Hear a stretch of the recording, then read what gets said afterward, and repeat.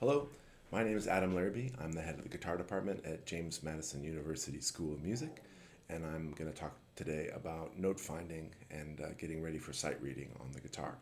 One of the big problems that a lot of guitarists have is when they first learn how to play, they learn by ear or they learn from tablature. And sometimes reading music and figuring out where the notes are on the instrument can be a little challenging compared to colleagues that play clarinet or trumpet or piano, etc. So the first thing we're going to do is figure out where each note on our inlays are. And our inlays are these marks here. It's sort of like flashcards when we learn multiplication and such, just a reminder of where our reference points are. And we're going to go string by string, remembering that in the musical alphabet, A, B, C, D, E, F, G, there's a sharp or flat between each note except for B and C and E and F. So when we look at our inlays, a lot of the times they are without sharps or flats, but there are a couple of sharps or flats in there, which we'll discuss as we go through. So the sixth string would start with an open E, then the first inlay F, G, whole steps, A, B, now here's our first accidental, C sharp, and then the 12th fret is E again, because that's where the octave is. I can go further, G, A, these repeat what my 3rd and 5th fret were, but I don't want to go so far up that I'm stretching. I just want to find all the notes that are reachable. You can go up as high as you'd like, but at least go to the 12th fret. Going down, E, C sharp, B, A, G, F, E. It's not necessarily a common scale, it's just trying to figure out where our reference points are. So we would do this for each string. I'll do a couple more. The 5th string is A, then if you have an inlay on your 1st fret, A sharp or B flat, C, D, E, F sharp, and here's our octave A.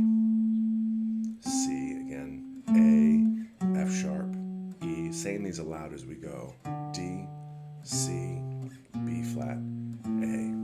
The 4th string, D, E flat, F, G, A, B, D, F, G. Notice I'm not just using one finger. I'm trying to find a couple of fingerings so that it's a little more efficient than just sliding one finger up. The 3rd string, G, A flat, B flat, C, D, E, G. 2nd, open B, C, D, E, F sharp, G sharp, B. Just trying to memorize them and look at the distance between them so that we can count up the letters. And then the 1st string will be the same as the 6th string. E, F, G, A, B, C sharp, E. The second thing we want to do is now look at each inlay, let's say, across the fingerboard, which means I'm going to do every note on the 1st fret. F, B flat, E flat, A flat, C, F. So if I remember that this was F, this is G. Remember, this is B flat, this is C. And so my next set of notes on the 3rd fret on the next inlay will be a step higher than the first one. G, C, F, B flat, D, G. A, D, G, C, E, A, B, E, A, D, F sharp, B. Here's one with a lot of sharps. C sharp, F sharp, B, E, G sharp, C sharp. Or with flats, D flat, G flat, B or C flat, E, A flat, D flat. And finally, the repetition of the open strings at the 12th fret, our double dot, means we've reached the octave from the open string. E, A, D, G, B, E. This might seem simple at first, but it's really helpful to know exactly where all these notes are. Because if you have a reference point of knowing that this is A, it's helpful to know along the string that the step below is G, that's a whole step, or a whole step above is B, or a half step above is B flat, and a half step below is A flat, as well as what the other notes are in that inlay. Let's see what's next here. Now, this is probably one of the most challenging aspects of note finding, which is to pick a note at random and find on each consecutive string. And consecutive string is the important information here, because we don't want to just use octaves. A lot of people find G and G and G. That's helpful, but you get very limited into needing to find the notes and then skipping a string. We want to work on each one in order. So let's say the note that we pick is G again, right? I would say, here's a G on this string, here's a G on the next string, and I kind of got that because I remembered that it was the A string. I'm moving back from the 12th fret. G again, here's another easy one, either open or 12th fret here. Here's a G here, and here's a G here. So we'll test ourselves by putting a metronome on, and maybe first we'll give ourselves 3 or 4 clicks. You can change the tempo, of course, too. Let's pick another note. Let's say E flat. So if I gave myself 3 clicks, it would be 1, 2, 3, 1, 2, 3, 1, 2, 3, 1, 2, 3, 1, 2, 3, 1, 2, 3. And you just test yourself. You could speed it up, slow it down, or give yourself less clicks. 2 clicks would be, let's see, 1, 2, 1, 2. Oh, that's 1 click. 1, 2, 1, 2, 1, 2, 1, 2, 1, 2, 1, 2. You could also work from your top string down, but it's important to go in consecutive strings. Finally, step 4 here is to play a scale and start with easy major scales like G, C, and D, and play those scales up and down each string, starting with the first available note. And this is tricky because it's, for our ear, we're used to the major scales or whatever scales we're playing starting on the root.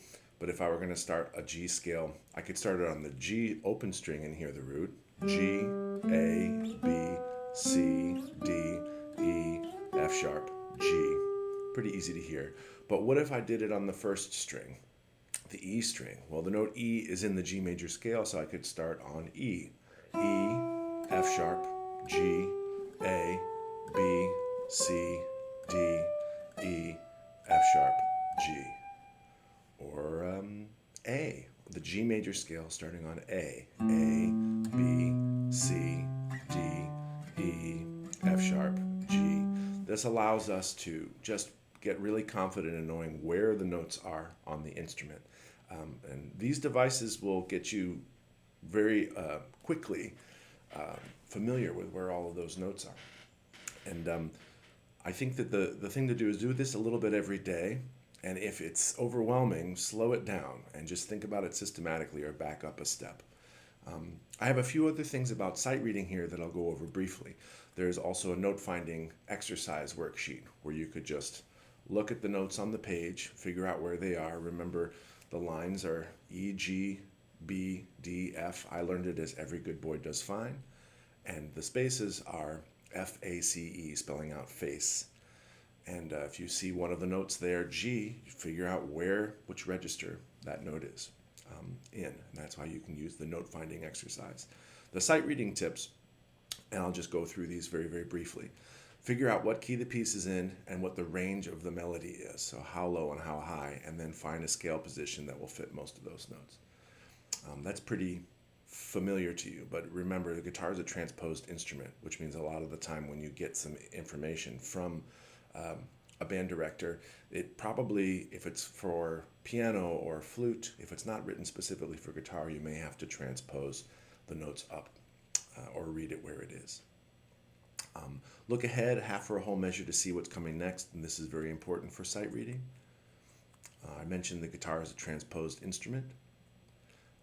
And then step 4 here in the sight reading tips. To start, just read the notes without the instrument and say the names of the notes aloud, and don't worry about the rhythm. Just one thing at a time, identify what the notes are. And then I would count the time allowed, 1 and 2 and 3 and 4, swing or even, and tap out the rhythm without playing the notes. Then you can count aloud and play the notes at the same time. So this is an important thing, is when you're working on sight reading, not when you're actually asked to sight read, but when you're working on it, to try to address where the notes are, where you're going to play them, and then the rhythms separately before you put them together. Now, go slowly. I've made a point of saying to go as slow as you need here. Step 5 is go slower, step 6 is slower, 7 is still slower. So when you're sight reading, don't go too fast. That's going to be the big challenge. And then back up a step. If you're having a hard time with the rhythm, work the rhythm out without the notes. If you're having a hard time finding the notes, work the notes out first. Some good materials to practice on would be things written for guitar, obviously, or lead sheets written for voice. The real books and by Hal Leonard or Share Music are great resources for this. Flute, clarinet, and violin pieces work very well since they have a similar written range to the guitar. And for rhythms, there's a great book written by William Levitt named Melodic Rhythms for Guitar. A lot of good syncopated rhythms to work out of that book. Read a little bit every day and be disciplined. Don't skip too many days or you'll sort of miss your progress. So if you really want to work on your sight reading, it's nice to have it happen a little bit every day. Scribd is also a really great website, a share website, the subscription website, scribd.com, if you're looking for guitar music or music to work on reading. I hope this is really helpful, and thank you so much for listening to me talk a little bit today about note finding and sight reading for the guitar.